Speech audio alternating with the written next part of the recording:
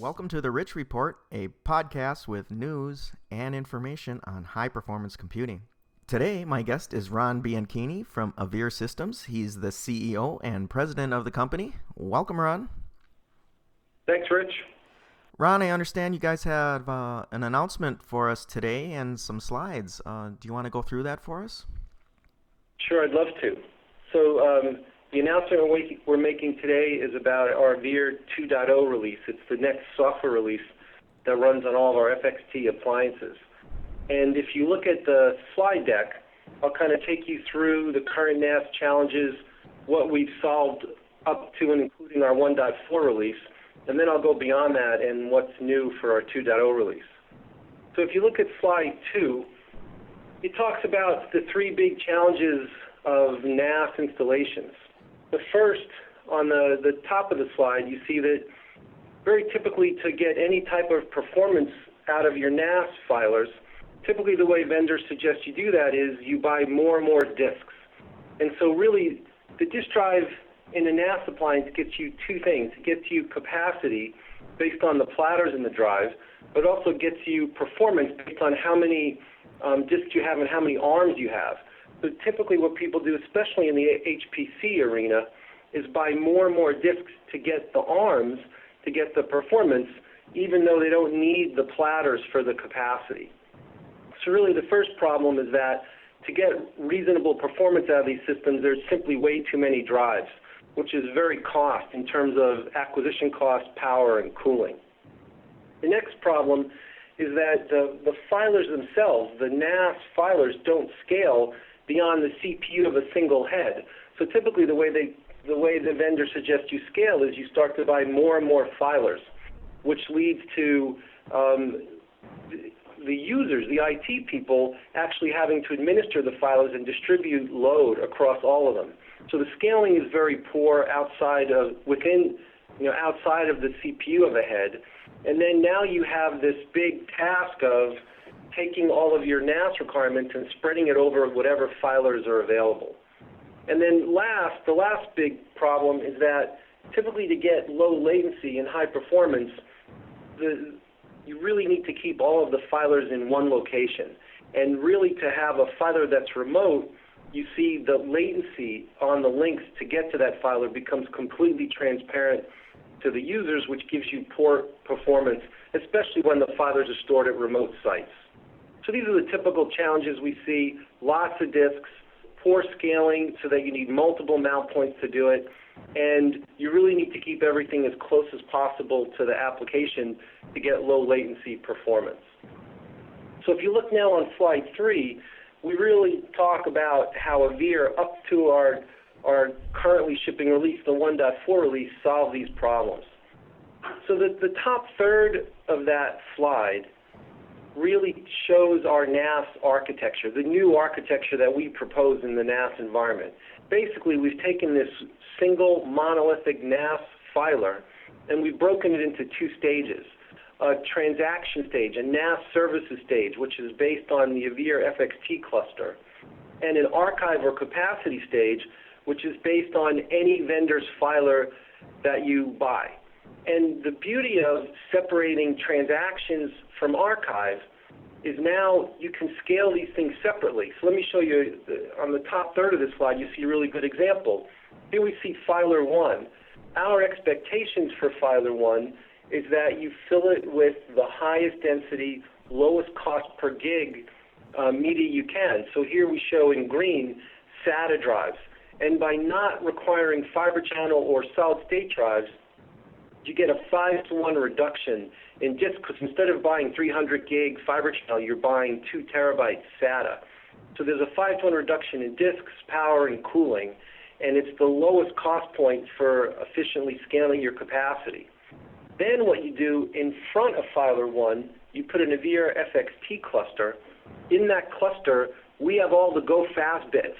So we have RAM, battery-backed RAM, solid-state drives, and SAS drives. And our tiered file system moves blocks that are within the files among the different tiers, including the SATA tier, to make sure that the transactions are mostly served out of our Avere FXT cluster. And the big win now is to scale performance, you add FXT nodes. To scale capacity, you add SATA drives behind your filer. So really for the first time, by taking this monolithic NAS and breaking it into two stages, you can scale performance independent from capacity. The middle third of that slide really addresses probably about a third of our installed customer base today with Filer 2. Typically what we find is people have bought a filer maybe 2-3 years ago. It has fiber channel drives on it, and it was really good for running their app that they needed at the time. However, their performance requirements scaled. A good example of this might be if they use Oracle to close their books at the end of the quarter. The filer they bought 2-3 years ago might have been fine, but as their business scaled, all of a sudden they're having problems closing the books or getting enough transactions through. It turns out in these pre-existing environments, it's very easy to just add a couple of FXT nodes in front of that filer and regain the or increase the performance that was lost, or the growth that couldn't happen on that current filer. And the way this works is, I think very intelligently, the protocol we use to talk between the Avere FXT stage and the filer is just generic NFS. So as long as you give us an NFS mount point in which to mount that filer, our tiered file system will begin using the SATA storage as the or the filer as the slowest tier. And so in this case, we have very, very quick sales cycles. We have a customer with a performance issue. They buy a number of our nodes in front of the filer to make up for the performance deficiency they have, and the system just works. Instead of doing it our way, if they went back to their current vendor, most typically what would happen is the vendor would say, you need to move to a faster class of filer. And this would involve downtime, migration of data, and basically getting rid of the system they had and putting in place a new one. So what we see so far is the top third of the slide is how we address new NAS installations, greenfield. It's the recommended architecture. The middle third is how we can go into pre-existing environments and just fix their performance issue. And then the bottom third of the slide is this latency reduction. Basically, by us moving the blocks off of the filer that are highest frequency accessed and moving it into our stage, into our VERE FXT cluster, now the only thing that needs to reside local to the users or the application is our Avere FXT cluster. We don't actually care what the latency is to the filer. Very typically you'll see in our cluster, you'll get on average a 50-to-1 offload. By that I mean for 50 ops that come in from the end user, 49 of them are serviced locally in our cluster, and only one of them leak out and have to go to the remote filer. And therefore we very effectively hide the latency to anything that's remote. So I think this slide 3 is a really good background of where we are now. I mean, slide 2 was the problems in NAS. Slide 3 was our current architecture. And now let's talk about where we're going with the 2.0 release. So if you go to slide 4, what you see is what the user sees from that initial set of problems we talked about on slide 2. Basically, the user has to understand what applications exist on what filers. And so because of what you see here in the black box on the left of the slide is the user needs to now keep track of mount points, directories, and which applications are where. And the big problem with this is as the IT person goes in and tries to administer all these filers and tries to move things around to get better performance or better capacity, every time that change is made, the user needs to be updated on what change occurred. And so whereas your IT person might be managing a handful of filers, he's actually managing probably hundreds or thousands of users or client machines, and it just becomes a very big management nightmare. So if you look now to slide 5, this talks about our 2.0 release and our global namespace. What we allow you to do is we allow you to take all these filers and actually plug the exports of those filers in as leaves of a virtual filer. Let's see what I mean. You see the clients on the left mount a single virtual filer, and here we just name that filer GNS. And it's a filer that the Avere FXT cluster exports. Behind that, virtual filer, you see that there are actually 4 physical filers. There's in the current building, there's NetApp 1, EMC, and a Sun Thumper. And remotely, there might be a second NetApp. And if you look now what our cluster sees, the tree diagram on the left is the physical view. So our cluster takes inventory of all the filers behind it. You could see the 4 filers. And then on those filers, all the exports that you're allowed to mount on those filers. And then what the IT person does is he creates a logical view. So he creates the highest level set of directories. And in those directories, he either puts subdirectories or exports. Basically, he grabs exports from the physical view list, and he puts them into any directory needed in the logical view. And so the beauty of this picture now is if you look at the Avere FXT cluster, as it looks to the right, it sees a physical view of all the filers and exports that are behind it, but what it presents to the left, what it presents to the clients, is a logical view. And the big win here is that now there's only one single mount point that all the clients see, and as the IT staff administers the filers and administers the exports, it can place those things anywhere in that single global namespace view that the users see, and no longer does every administration task within the data center have to make a change or a reconfiguration out of the clients. From this point on, the clients simply mount the global namespace filer, and then everything else now happens behind the scenes on the FXT cluster. So I think that's a good high-level introduction of the global namespace we provide. If you look at slide 6, it really talks about what the features and benefits are. So the first, the obvious, is just a redefinition of global namespace, is that exports from all the masses appear within a single namespace or a single filer view to the clients. The second is that we support heterogeneous masses.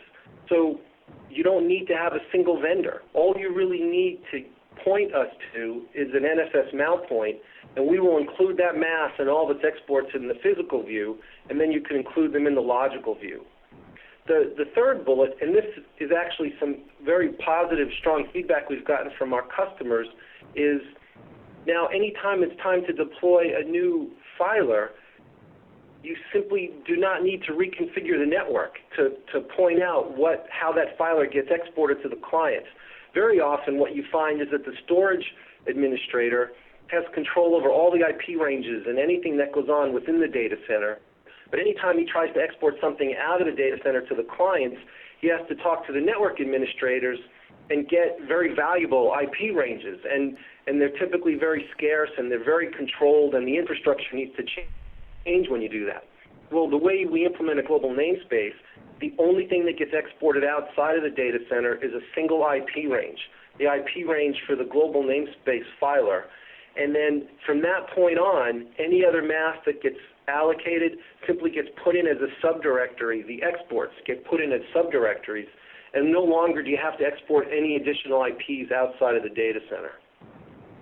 Fourth bullet, our system supports both NFS and CIFS to the clients, and in this way, the same global namespace is available to both types of clients. There's no extra server needed for auto mounter or anything like that. It's all just a function that's built into the Avere FXT and the single mount point. Newly added exports, any changes that are made as exports are added within the namespace or taken away from the namespace doesn't require any reconfiguration on the client's reboots or anything. Basically, if you add an export into a directory, the next time the client goes into that directory, he sees the export. To him, it just looks like some other user read or wrote that subtree within that directory. And then the last two are the things we talked about on the previous slide, which is our physical view is auto-populated, so the IT administrator sees all of the resources he has available, and the logical view then is defined by the IT administrator, so he can project any logical view from all of the physical assets that he has. All right, so if you go to slide 7 now, this just shows where this new functionality fits into the image of the data center that we present. If you remember back on slide 3, we talked about improved efficiency. So for greenfield applications, or if you're designing a new file system, we want you to take your capacity-based filer and put it behind the performance or transaction-based FXT cluster. And we show you how you could add filers in and gain performance. And then the bottom part of the slide talked about our remote filer latency reduction.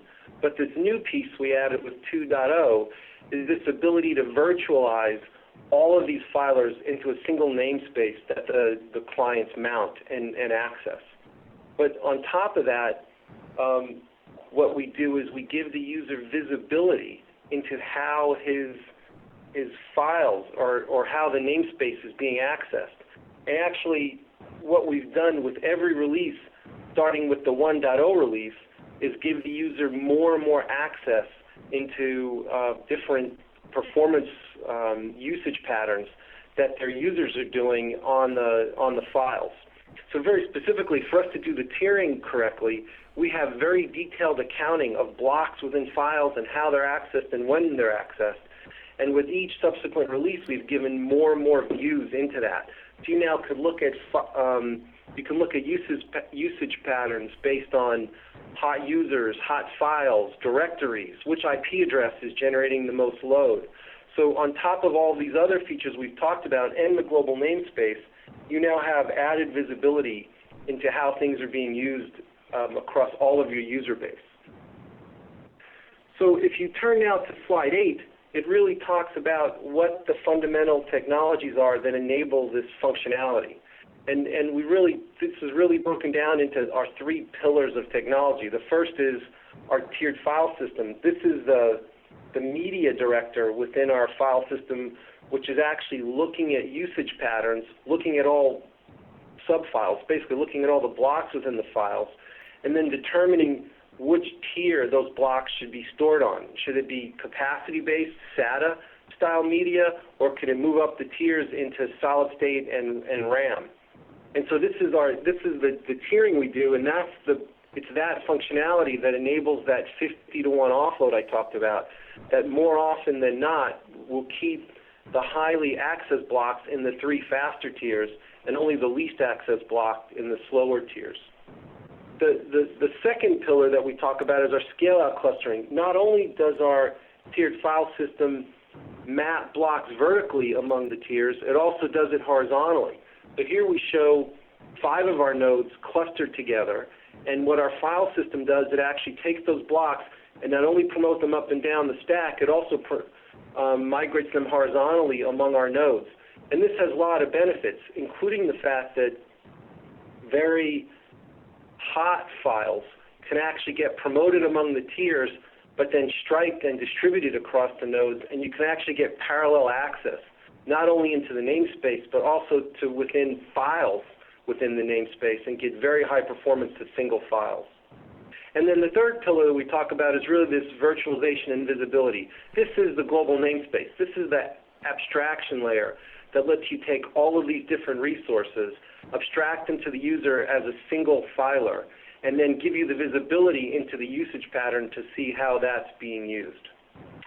And then the very last thing I want to talk about on slide 9 is how our customers are actually deploying this functionality not only within the data center, but between data centers and across the cloud. And so here we see an example. Actually, these are taken right out of our customer usage of our product. Typically, we see a primary data center, which is what's shown on the top left, where there's a bunch of users, a bunch of client machines that are doing high-performance processing, and then there's a number of filers within the data center. And very typically what we'll see is an Avere FXT cluster in front of those filers, and this is what gets the performance both to the users and to the client machines running the applications. So now all of those filers can be SATA-based storage and don't need to be fiber channel-based storage. And then what our customers are doing are starting to distribute that functionality further and further remotely. So if you look at the top right diagram, we see that there might be a remote office with tens of users or 100 users at that remote office. No longer do they need to have their own filers located with them. Basically, you would put a small cluster which supports those users, point us through the LAN to the data which is stored at the primary data center, and now because of the offload, those remote users will get the sense that the filer is actually co-located with them, because we'll hide that latency more often than exposing that latency to them. The other thing we see is the bottom right, that it doesn't only need to be users where this could happen. All of a sudden now, all of your processing can be put remotely. And we actually have one customer that did just that. They didn't want to pay the real estate costs or the power and cooling costs at the primary data center where their users are located. They wanted to go to some remote facility that had lower real estate costs, lower power budgets. And what they did is, this one customer in particular put a 4,000 processing farm at this remote facility with a dozen node Avere cluster, and they were able to achieve 95% of the performance as if that application processing was happening in the same facility with the storage. And then on the lower left, we have a couple of customers that have actually split their facility across two data centers, and what they have users and processing going on at both of them. And really all they had to do to make this take place was they put two Avere clusters, one pointing to local storage and one pointing across the cloud to the data center, to the primary data center where the rest of the storage was. And again, the users at either site see no difference whether they're accessing local or remote storage. And now with the global namespace, they'll never know where the data is actually located. And then the ultimate goal for this is what's shown in the middle on the right, which is if you look at those other four boxes and see what's common, what you see is that Avere nodes, the services piece of NAS, is located where the processing or where the usage is or where you desire low latency. And really what this means is your storage location is completely independent. And now you can take that storage and it can get moved out to the cloud. And the only thing that you need to actually do to implement all this is to make sure wherever your users or your processing is as the Avere cluster to keep that latency low, and now your storage, your actual capacity storage, is location independent. So Rich, I think that does a good job of showing where Avere was with the 1.4 release, where we came with the 2.0 release, and give some deployments that our customers are using with our 2.0. Well, thanks for that, Ron. Just to double click a little bit about the FXT cluster.